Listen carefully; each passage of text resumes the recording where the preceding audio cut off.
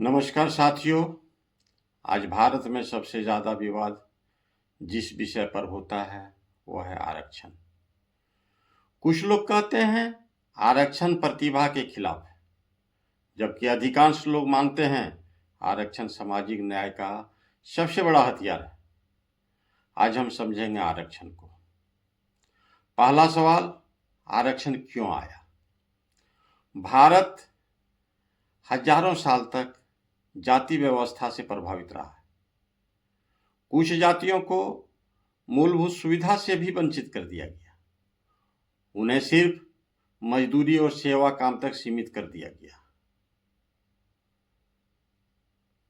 जब देश आजाद हुआ तब सवाल था, जो समाज सदियों से पीछे है वह बराबरी तक कैसे पहुंचेगा?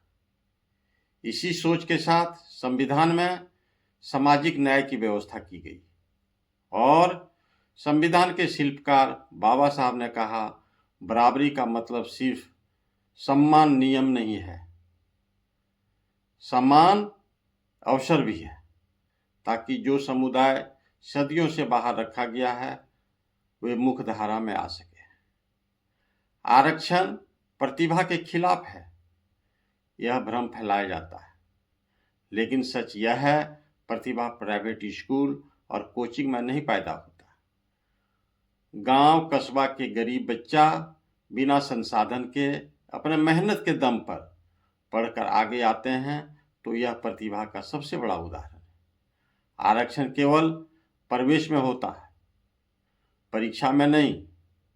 आरक्षण प्रतियोगिता खत्म नहीं करता, बल्कि मात्र उसमें शामिल होने का मौका देता है। एक सवाल कि आरक्षण कब तक रहेगा? इसके संबंध में संविधान का अनुच्छेद 16(4) जो सरकारी नौकरी का प्रावधान करता है, उसमें कोई समय सीमा अंकित नहीं है। संविधान का अनुच्छेद 323 लोकसभा एवं अनुच्छेद 332 राज्य विधानसभा के लिए अनुसूचित जाति जनजाति के लिए प्रतिनिधि की व्यवस्था करता है। इसमें समय सीमा अंकित है, जिसे समय समय पर बढ़ाया गया है। संविधान निर्माताओं की सोच थी, जब समाज में वास्तविक बराबरी आ जाएगा तब इसे समाप्त किया जाएगा। लेकिन आज भी असमानता हर जगह हर क्षेत्र में मौजूद है। इसलिए आरक्षण आज भी सामाजिक संतुलन का जरूरी साधन है। आरक्षण का उद्देश्य किसी को नीचे गिराना नहीं है, बल्कि जिन्हें नीचे रखा गया है उसे ऊपर उठाना है। जब समाज के सभी वर्ग मजबूत होगा तभी देश मजबूत होगा। सामाजिक न्याय कोई राजनीति नहीं है, यह लोकतंत्र का बुनियाद है।